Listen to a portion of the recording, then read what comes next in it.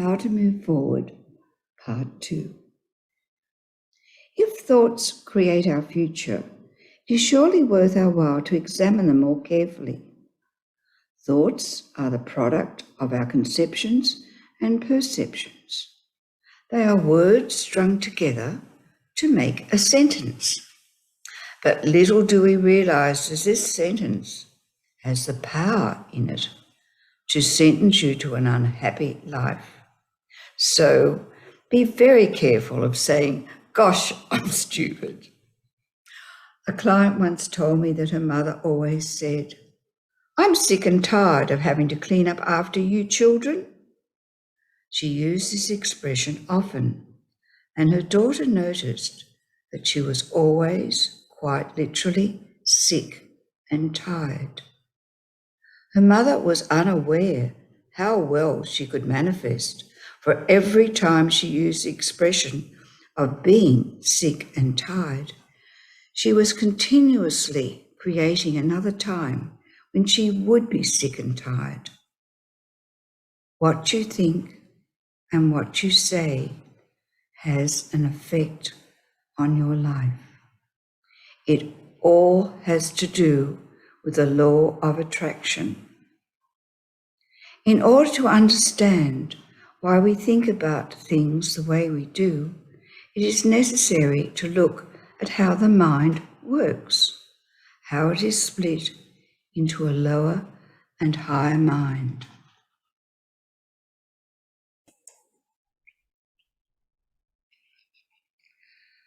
The left hemisphere, like a computer, stores all the events and happenings from our past.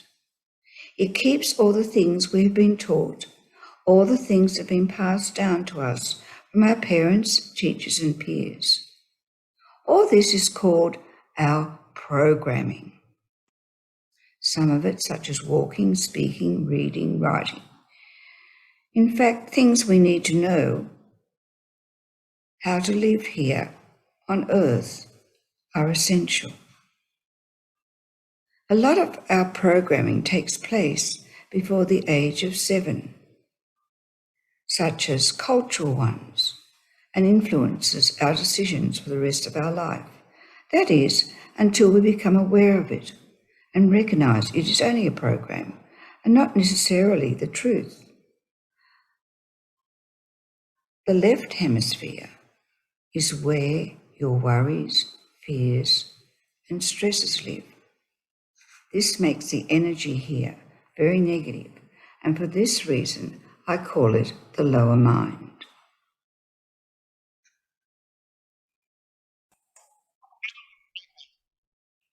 The left hemisphere, like a computer, stores all the events and happenings from our past. It keeps all the things we have been taught, all the things that have been passed down to us from our parents, teachers, and peers. All this is called our programming.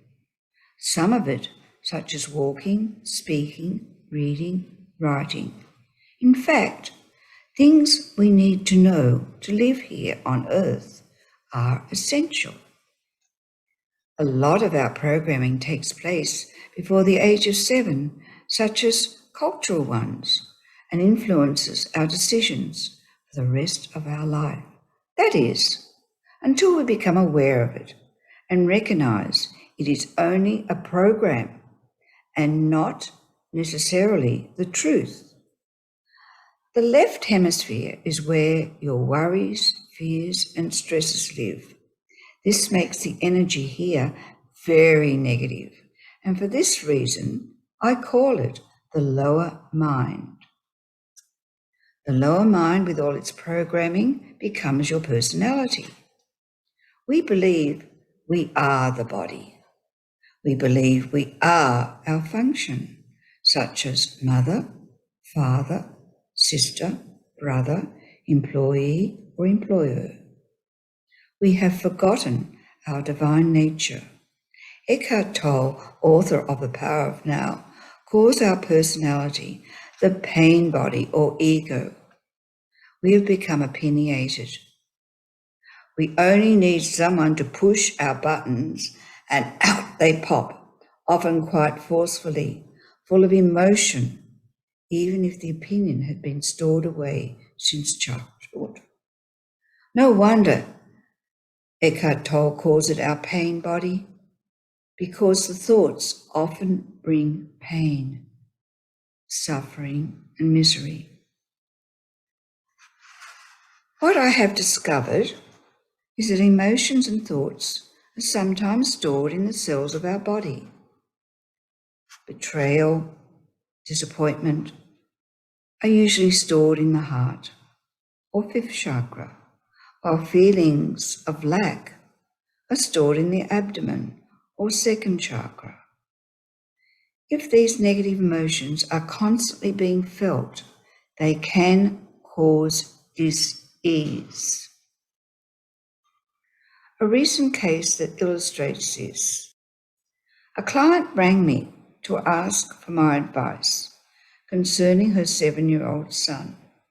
She said he keeps complaining and whinging about pains in his tummy. Having an unusual talent, I was able to connect with his energy, and I felt his anger. I told her he was born with a lot of anger because he didn't want to be here on earth again. He wanted to go home to whatever star he originally came from, but his energy wasn't high enough when he crossed over. Then I saw the effect that his anger had on his body.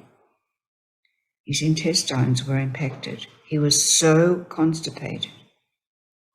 She was amazed when I told her this, because she said he'd been constipated since the day he was born, and no amount of medication had helped him so far. She had even rung the doctor that day, again with different laxatives. I felt certain colours would help with the constipation, and his anger would dissolve as she helped him raise his vibrations when she taught him about light and colour. Why do we store and hang on to memories of past hurts when we cannot even remember what we had for dinner the previous night? Why or what hangs on to the past and pains? Why can't we live in the now? Are our thoughts and emotions the only things that block us from being present? Are these thoughts and emotions stopping us from feeling loved and being in a state of peace and joy and an abundance of all good things? If the true function of mind is to be still and reflect the qualities of Source, why is it so filled with thoughts? Where did all this thinking come from? It wasn't there when we were born. Why do we always look to the mind for answers to our problems when it keeps repeating the same patterns and programs over and over again? Why do we think everything the mind tells us is the truth? We need to wake up, notice what we are thinking and question it. We need to practice being in the now. A cheery note to finish part 2. The right hemisphere I call the higher mind. It has no thinking. It brings through pictures and always allows your intuition to work. It connects you to your gut feeling when you just know something. It is when something flashes into your mind and you just know it to be true. You haven't got to think about it. You just know it. You might suddenly know that you have to ring someone or go and see someone. There is no thinking involved. You just know it. It works with your brow chakra. You might be clairvoyant or have another psychic ability. These abilities all come through the higher mind. Thank you.